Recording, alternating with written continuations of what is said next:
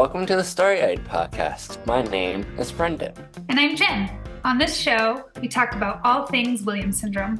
We're excited to share our community with you. Thanks for being here.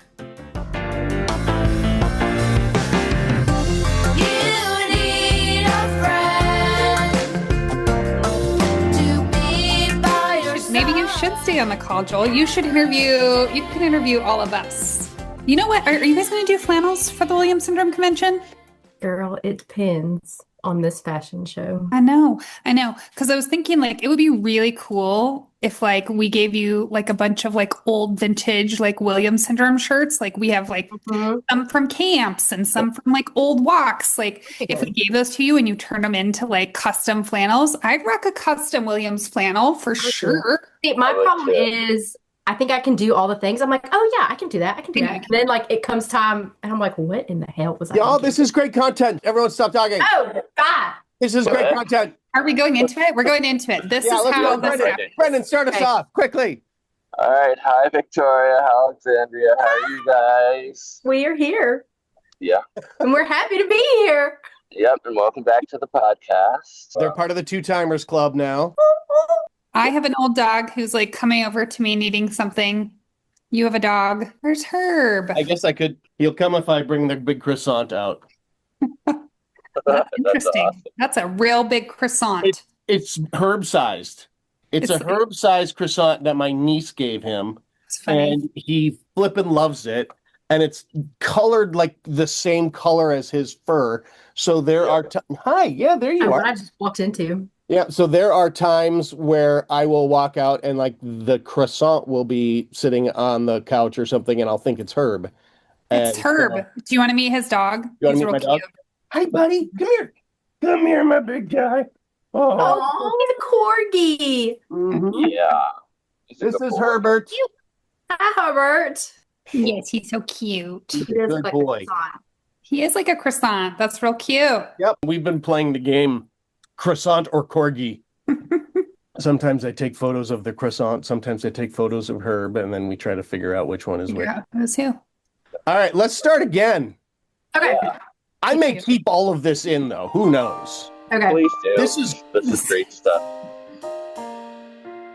Hi, I'm Morgan Jane Starkman. I am the daughter of Greg and Joanne Starkman from Inner Sense Organic Beauty, and I'm so happy to tell you something really special.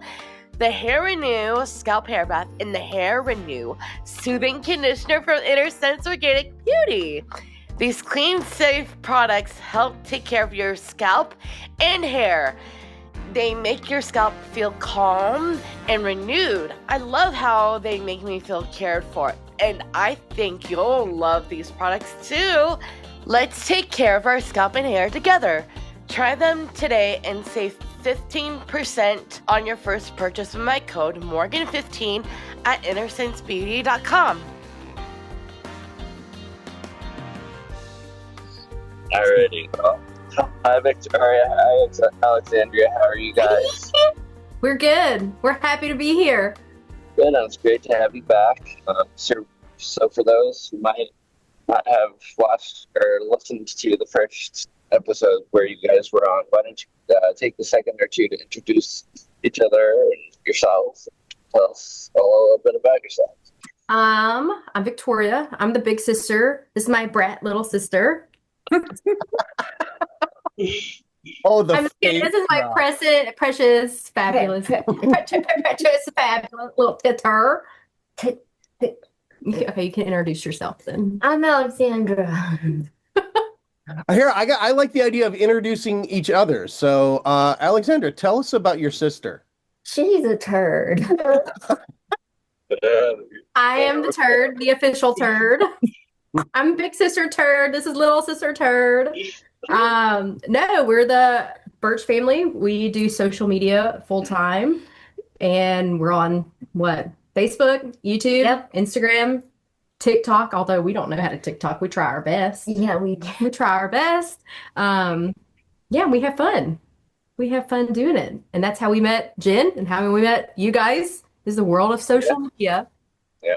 And remind us all where you guys are in the world. Louisiana. Louisiana. Down in Yay. Cajun country.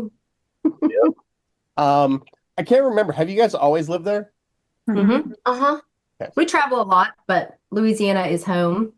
It's got so much spice and culture that we can't leave. Northern and southern Louisiana are two totally different, like, Sure. hemispheres. Because you're northern, right? We're northern, which is like a little more laid back and chill than southern. Yeah. Yeah. Southern Well, is where all the southern- culture and fun stuff is at. I was going to say Southern Louisiana seems pretty chill, so I got to think. I mean that's. Well, I mean, like when you think of New Orleans, you think of like Mardi Gras and party and food and like culture just like exploding out of the seams, and it's not like that in northern Louisiana. Beignets, all the French Quarter We stuff. do. We have like the, I don't know, the trickles of southern Yeah. Louisiana. Yeah. What's northern Louisiana's claim to fame? You. Yeah. Besides, besides the Birch Sisters. Yeah. No, I guess that we're just in Louisiana. Oh, gotcha. Yeah. I don't know what's up here. Nothing. Basically nothing. Us. Pretty much us. Yeah. Yeah. I know. How'd you guys? So, I mean, we did have you on an episode before, which if we had our poop in a group, I would know what number that was, but I don't. I think it's up to 12. Oh, You're okay. correct. See? I am going to be impressed. It is 12. I can look It's it up. 12. Alexander's saying 12. I was thinking that you guys should share, like, if people didn't listen to episode 12, like how'd you get into social media and just how that journey has been overall for you? And I think it was an accident. I know. It was an accident, really. When people meet us, I'm like, we're not professional. We really don't know what we're doing. We just keep doing it. People just keep showing up. So we're still here. I started posting just out of curiosity and funness. And my mom had the idea to start including Alexandra in videos. And I did. And that's where it took off. Was it 12? 12. There. She was absolutely right. Oh. It was episode 12. Nailed I it was right in the right. head. I'm impressed with your memory. That Good job, girl. that's a good Wow. pull. Yeah. It's a Williams thing. Haha. I wasn't questioning you. Please calm down. You are right. You are right. 12. So 12, you were in episode 12, which we were still like getting our poop in the group. And now it's episode 80. Will this I be think that, I'm sorry, it needs to be 81. coined as y'all's, poop in a group? yeah, poop in a group. That should be our next slogan, like croutons and hearts or whatever. But we do poop. Get your poop in a group. Join us on the Starry-Eyed Pod. I think that's good. Hearts, croutons, and poop. That's great. Hearts, croutons, and poop in a group. Yeah. What's been going on since, we saw you last? We've been What episode is this? 80? This will be 80. 80? Oh my No, God. we're at 80, 81. You're episode 81. That is incredible. What have y'all learned since last time we were here? It's a great. Nothing. Have Wow. y'all learned, is podcasting fun? Is it still fun? Is it hard? What? Oh, we should let Brendan answer this. Brendan, what have you learned? I've learned a lot about myself, like how resilient I am, and what it takes to actually do this kind of thing on a regular basis, and like how much actual work it takes to not only like film, but also like all the behind the scenes stuff, like the emailing back and forth, the scheduling. Yeah. You know, when conflicts happen, we work to try and resolve it and, work around it that we can make it work. Yeah. I think that's the thing about social media in general is people don't realize how much work goes into it. Right. But you try. Yeah. I mean, I did. Because the whole goal is to make it look effortless and easy. Yeah. Yeah. It takes a lot of work to make things look like you didn't work on it. I know. Yeah. And that's especially to make like content in such like a niche that it's, people want to watch it. People want to listen. People want to engage. So it's a lot Has harder. y'all's engagement and following grown? Have Yeah. y'all seen like a good? Yeah. Yeah. That's great. That was a good answer. That It's was not easy as it seems. Yeah. I know. Joel, what have you learned? Have you learned anything? I've learned a ton. All the producing aspects of it were all new. I'd never produced a podcast. I've sort of self-produced it, and with me and a friend, we had a podcast for several years. But yeah, all the juggling, the editing actually of the podcast ends up being one of the easier parts to it because it's just sharing the stories. I've learned that maybe I shouldn't encourage our guests to ask questions because I end up rambling incoherently for a good few minutes. So that's probably something I've learned as well. Yeah, I think for me, like the most favorite thing about this podcast is that I've gained two lifelong friends. That's what I meant to say. I love you guys. Yeah, I love you guys both dearly. And He changes his answer. Yeah, I changed my answer. Hey, that's where I get the power of editing. people that are lifelong friends and people that I count. That's a great answer. For that. I'll say that's the same with us. I mean, without social media, first, I don't think we would be here. We wouldn't know Jen. We've made some incredible friends on the online world. It's been great. And how has this particular year, because it feels like this year there's been like maybe even like another step up. Oh, on our end? Yeah, on your end. With all the traveling. We've always loved to travel, but we did some cool stuff last year. We've had a lot of life things. Like looking back, we're like, whoa, that was kind of a crazy year. And I think this year is going to be a crazier year. But we're excited. Yeah. Let's talk about the fashion show. Jen kind of has to become interviewee as well. Jen, why don't you tell us about the fashion show? And then if the three of you could talk a little bit about how the Birch Sisters got involved with coming on out to Colorado to be part of it. Yeah, I totally can talk about it. So here in Colorado, we have so there's like the ARC, right? Like for anybody in the disability community, you're probably well known with the ARC. They provide like resources and advocacy, a lot of lobbying for individuals with disabilities, like at a national level. So people are familiar with the ARC in terms of like what they do for people with disabilities. I happen to be connected to somebody who works at the ARC, and in this particular area in my community, we're already doing a lot of stuff. So that's what happened. I met this person. She said, I have this idea to do a fashion show. And I was like, oh, that sounds awesome. I'm in. So we did, I kind of came in late to the first year. And the way that this fashion show works, all the proceeds benefit the ARC.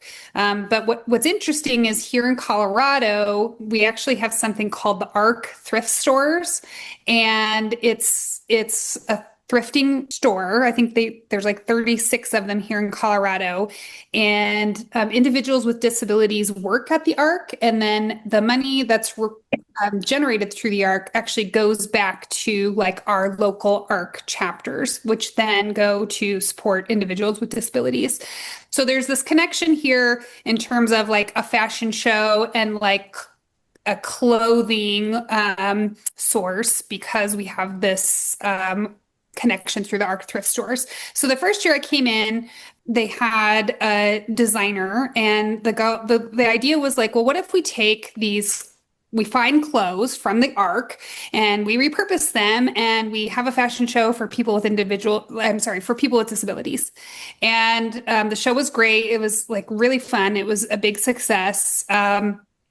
But one of the things that, as I got deeper into sort of the mission behind what this fashion show is about, it became really apparent that we really needed a designer who had more of a connection with individuals with disabilities. Because as many of you know, like I have a daughter with disability, Stella, who has Williams syndrome. There's some complexities that come along with having a person with a disability as it relates to clothing and fashion. And there's so many things I could talk about. But anyway, it became clear that we were looking for a designer that maybe had more of a disability connection, because I knew Alexandra and Victoria from the Williams syndrome community, because I'd followed them on social media, and I saw that they were doing some of this like upcycling, like thrifting already. I was like, well, gosh, wouldn't it be like fun to see if they could be a fit in what we're doing? And it honestly, the rest is history. the rest is history. Yeah. I was like, I was not thinking that like when I brought it up, sometimes I just bring up like weird ideas and it's like, oh yeah, that's cool. And then like maybe it doesn't happen for several years or it's like a lofty goal or something we just talk about in passing. But it's like just was like, oh, well, maybe that is a cool idea. And Lori, the person that works for the ARC, she started looking like kind of nationwide for a designer that had a disability focus. And there's not that many. I'm sure you all would be surprised, but there's not that many. So it definitely not very many designers in general and not designers who had thrifting experience. So I connected the Birch Sisters to the ARC and the rest is history, like they said. So you get the call, Victoria and Alexandra, you get the call saying, hey, we'd like to, would you be interested in coming out to Colorado and working on this fundraising fashion show? Yeah, it was an email. DM. I think I slid into your DM. You slid into our DMs a long time ago, though. We became internet friends, us and Jen, because she slid into our DMs. That's right. It's been a romance ever since. Right. No, but we got an email, and they just asked. They were like, "We have this thing," which we get really odd emails. So we were at first like, "Is this legit? Is this for real?" And it was, and it really was just like, "No, we're gonna do this. We're gonna do it." It's one of those things like I was talking about where I'm like, "Oh, I can totally do that," and I try to take on all sorts of things, and I'm like, "Wait, what was I thinking? I'm not professional enough for that. Like I don't know, but I had promised to do it, and so I made it work, and we made it happen. It was fun. It was fun. You guys make it sound like it was no big deal, but it was a huge commitment. I think like it sounds fun, right? You're like, oh, okay, that sounds like something that, maybe I could do. And because both these ladies have a background in like thrifting and taking things and repurposing them, I'm sure like at first pass, it feels like it's manageable, but it was a perfect fit, really. Yeah. I mean, I think it was just such a blessing. And what I guess kind of transpired is we have Night to Shine, which I don't know, do y'all have Night to Shine up there? Yeah. Yeah. So we have Night to Shine, and Alexandra, this will be her 3rd year going, and each year I have made her Night to Shine dress because she's so petite, and we have like a certain style and taste that we like that is very different. And I was like, I think I can make your dress. I think I could do that. And it's one of those things like midway, I'm like, what was I thinking? Why did I think I could do that? But I pulled it off. And we did it again. And so that's where I guess Jen was like, oh, wait a second. She's making dresses for her sister. They're thrifting them. They were all thrifted dresses that we combined into one for her. So they approached me and they're like, we see that you're doing this. Could you do this for, was it 24 models? Could you do this for 24 people? 24 people. And I was like, I think so, maybe. But when we talked, I was like, I just need to get out there. I am not a professional. I am not a professional seamstress. I really don't know what I'm doing. I'm kind of winging it and it's kind of working out. And they were like, that sounds great. That sounds great. And I was like, okay. So how long did you spend out there? We went a week in June. So the fashion show was in October. We went up in June and like met the models, met Lori in person, met like everyone behind the scenes, went shopping at the ARC, found pieces that the models wanted and their vision, because it was important to me and to Lori and everyone involved in the fashion show that these were pieces that the models loved, that it felt custom to them, something they would want to wear outside of a fashion show, something that made them feel as special as they were. And so we wanted to meet with them and kind of make that true for them. Yeah. So I went up there in June, brought all the stuff home, and then I made for 3 months. Was it 3 months? Yeah. I woke up and I was eat, sleep, breathing, sweating, fashion show cloth material for 3 months straight. I still have not touched my sewing machine since October. I don't blame you. Yeah. Well, so have you guys, I don't know, Brendan or Joel, have you guys ever been to a fashion show where the models have disabilities? No. Okay. So it is kind of a common fundraiser theme, I guess you will. And typically what happens is like they just put the models in clothes and those models just go down the runway, right? And it's really important to us in terms of like the people who are leading this effort that like these clothes are like custom designed for these individuals, that they are taking into account their sensory sensitivities, their passions, their like things that they love, things that they don't love. And so it's not just about like going to the thrift store and picking out clothes and being like, yeah, that looks nice on you. It's about like, how can we create these one of a kind pieces that like just radiate who you are as a person. And that's really like what the magic of the show is. It's about like putting our individuals with disabilities front and center and letting them speak about who they are, not letting clothes speak for them. Yeah. And it's truly like an amazing piece. And so, like I was saying, like it's really important, as we learned in the first year, to have a designer that understands that, because if you don't have a connection to the disability community, it's very easy to miss that part of it and you get caught up in the clothes and you get caught up in the like process of the fashion show. And this is like something that's really important. You keep the person with the individual with disability in the center of the mission. Yeah. Yeah. This isn't a designer driven fashion show. Our models were from age 2 to how old was Elaine? 76. 6. Oh, get out. Oh, I didn't know that. That's fantastic. It was Spectrum great. of disabilities, right? So actually we have people with Down syndrome, we have people that are undiagnosed disability, we have people with autism.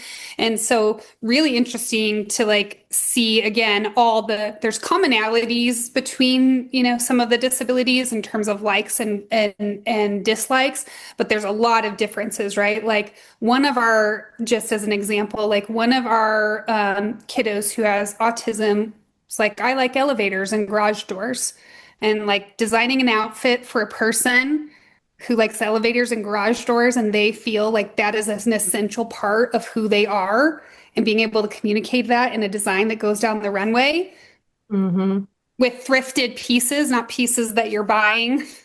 No, it was a challenge. Yeah, but I love a challenge, especially one that's close to my heart and means a lot.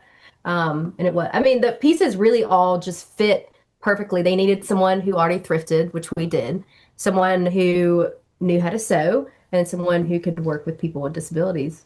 Let's talk about the thrifting, because you have to like when they say they came out here for a week, Joel, they came out here for a week and lived in a thrift store. Which is my ultimate dream. I was gonna say. I was in heaven. So now, Alexandra, were you in heaven? Were you in heaven, Alexandra? I didn't. Look, we set her up in a corner in a comfy chair with snacks and her devices, and people were waiting on her hand and foot. So she loved that aspect of it. And I'd be like, what do you think about this? And she'd be like, whatever. Okay, yeah, that one. Yeah. You were definitely good at giving like good feedback, Alexandra, of like what you thought would work and what you didn't. No, it was great. We woke up, went to the thrift store, and then left and went straight to bed. Was it the same thrift store every day, or did you go to different? There were three. There were 3 thrift stores that we bounced back and forth between, right? Yeah, because I'm searching. I'm like, okay, guys, I need something blue and sparkly. And you're not in a retail store, you're in a thrift store, so you have to like go search, find. It was like a treasure hunt, which is what I love about thrifting, is the hunt.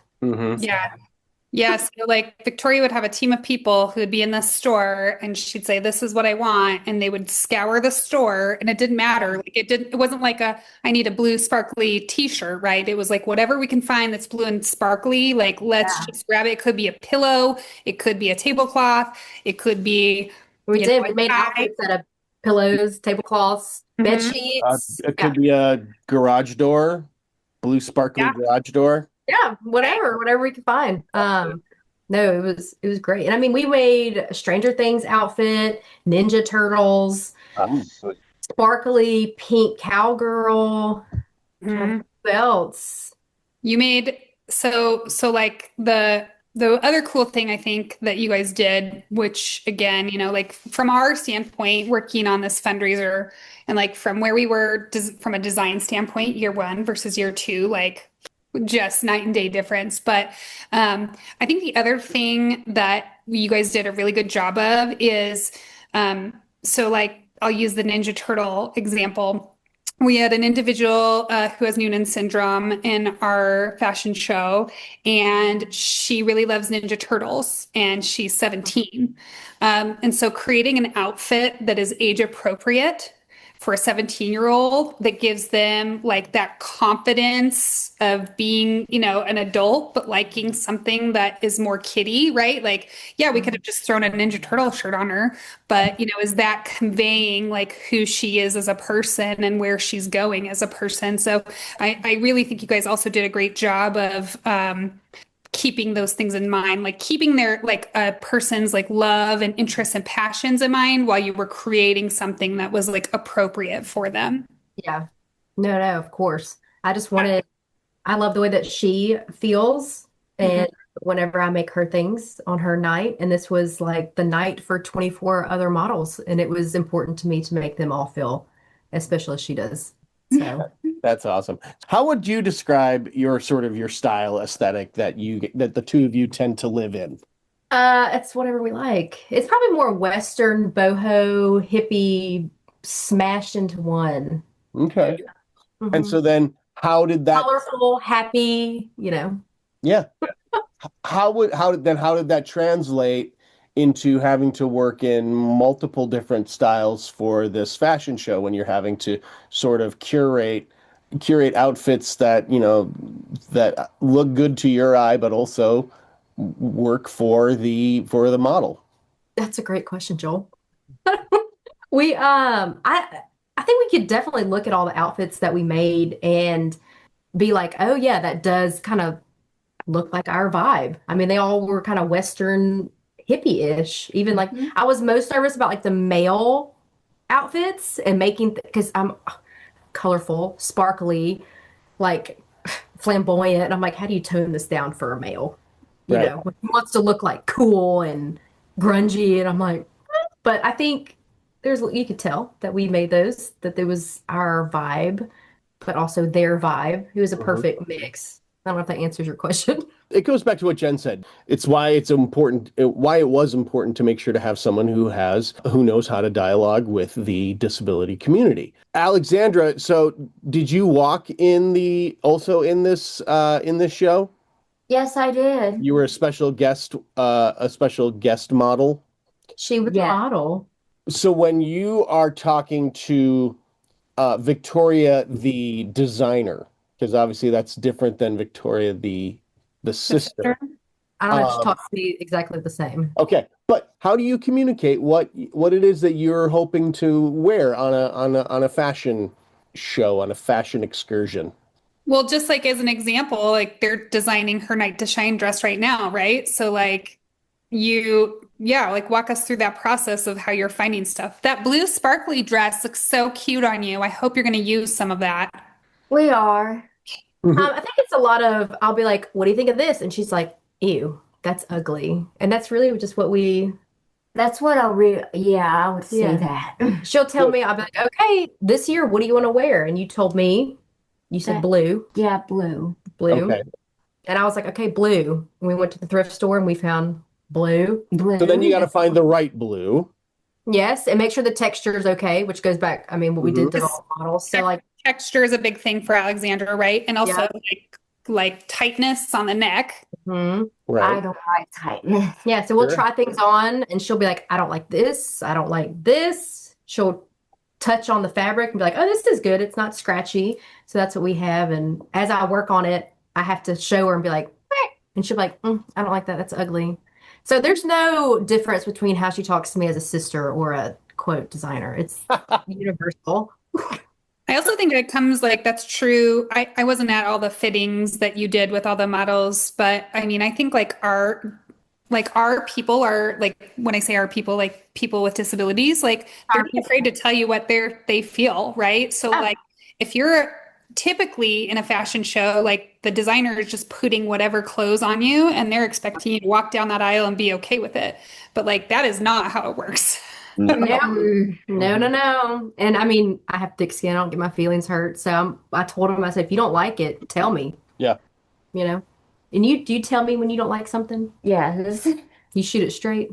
Yeah. Oh, yeah. She does. So how did you feel successful with what ultimately came out for the male models, Victoria? Do you feel like you? He's asking. I know. Yeah, well, I guess also Alexandra, what did you think of the male models? Did you go home with any phone numbers that night? No. Okay. No. Baby! Did we have anybody in your age range? I'm trying to think. I tried to set her up. Who did I say? Jack. I was like, Oh, "That's way Jack, too young yeah. for you." Jack, yeah. I think he has a girlfriend. Look, I am always on the hunt to find Alexandra somebody. I'm trying to get her on Love on the Spectrum, but I digress. Oh, Lord. The look. Oh, for the listener, you might need to seek out the video version of this just to see Alexandra's response on that. That was It's spectacular. not. No, don't lie. Don't lie about it. We're gonna have this talk. We were talking about that Nate from 21 Pineapples. Like that could be a good love match for you. Remember that boy I sent you the video of, and I was like, oh, he's so cute. And you said like maybe because he's like your age range, Alexandra. Yes. So any listeners out there, single, ready to mingle? There you go. She's like, no, Let's I'm be not. careful what we wish for. Convention. Right. Well, convention is coming up, and Convention's coming up. we did Yeah, talk let's talk about, about we that did now. talk. We can have a singles mingle. Well, room. that did come up in a previous show. Yeah. The topic of convention hookups and stuff. So I'm good. Alexandra had her first kiss at a Williams Syndrome camp. Oh, really? Yes. So love it. she's gonna slap me after we get on. Yes, you guys are gonna. So you're coming to convention. Are you gonna have a booth? We're gonna have a booth. We'll have a booth again at the convention. Nice. Yeah. Love it. We're gonna infiltrate your live podcast. That's what I told y'all. Fantastic. Oh. Okay, great. Awesome. We would love that. Brayden, watch me poke my sister later. Oh, I can't wait.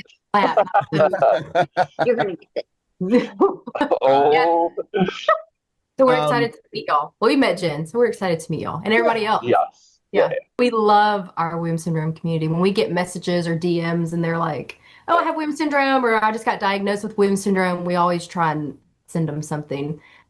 We can't make it, through all of our Yeah. messages all the time, but I try to make a point to connect to the people that are in our community.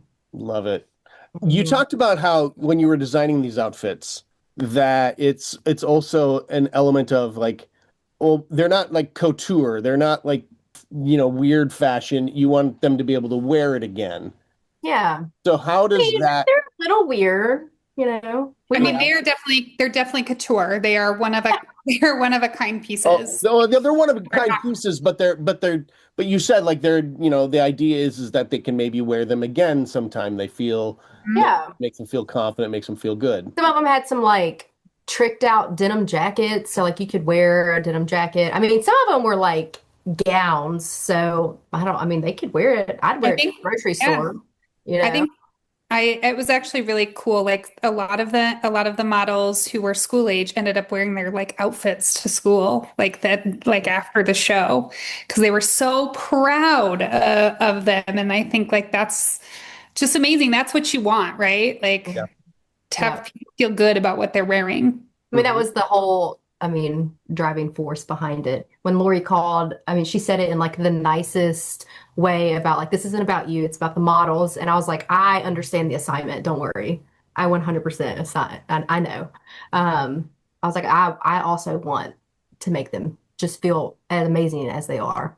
Yeah, you guys are really amazing in that. And like as we think about like like 2026 for this fashion show, like that's really important to us, is like having somebody who really connects with our community, and that deep connection is so very important. I mean, a couple of things like I think which would be great for like our listeners to know. Like, one, I think this is a great model for a fundraiser. It's a lot of work, but you can do it. So if anybody wants to do that, Yeah.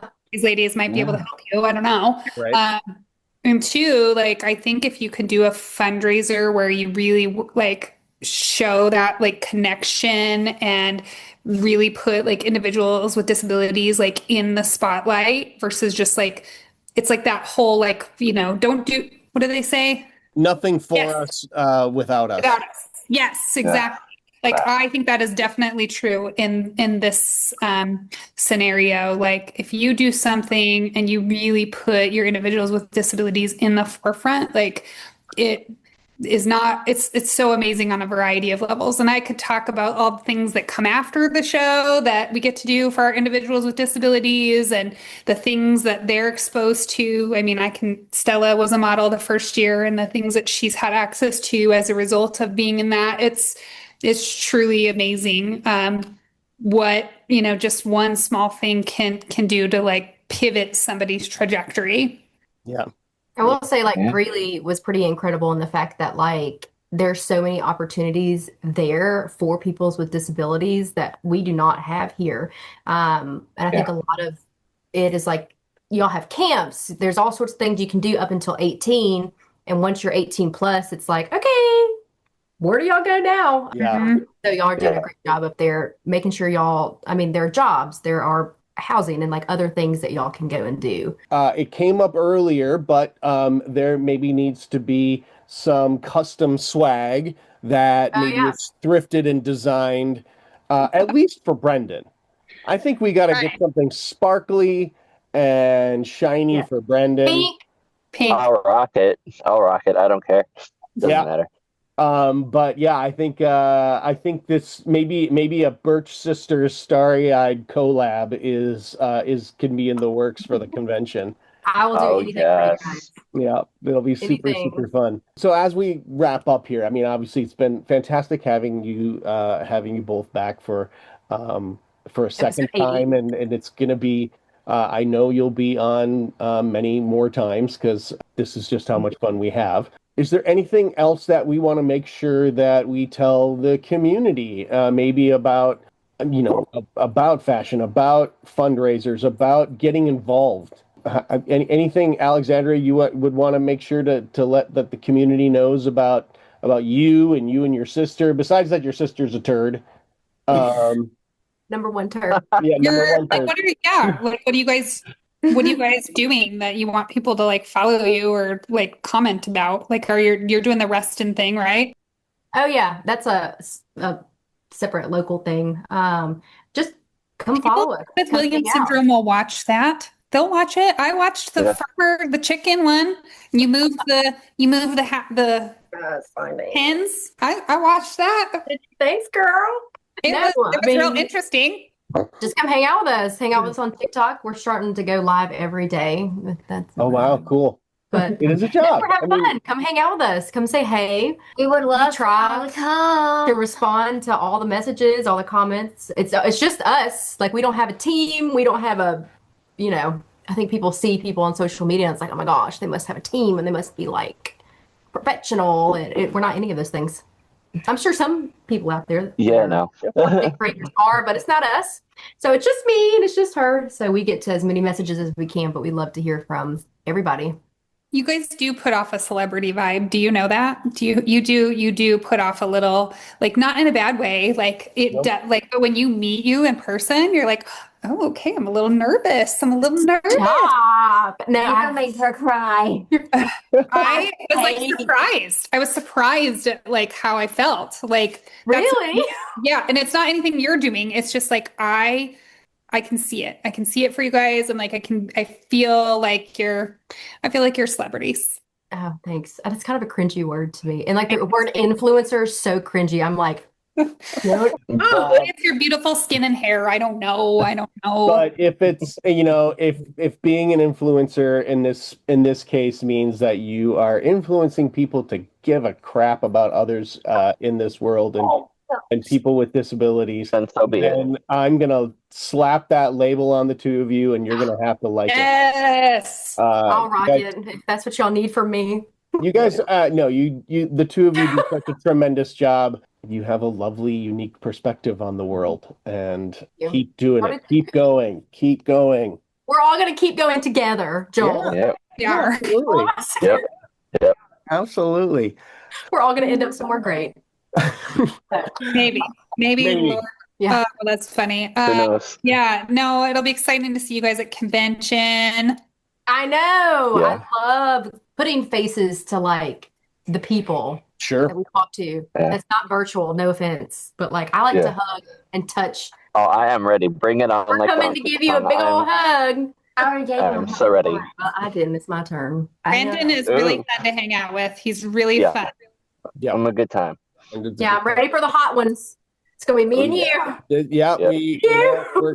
our mouths are writing checks that maybe our mouths also can't cash. Yeah, it's going to be one of those things that I'm like, why did I think I could do I that? did not. Yeah, I did not think this through. I've made a terrible mistake.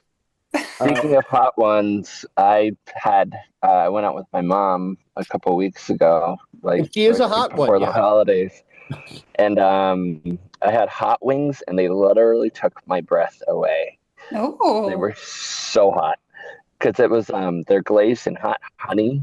Oh yeah. And the first bite I took, I was like, oh my God, I can't do this. Love I'm it. excited. I'm so I'm going excited. through a big hot honey phase right now too.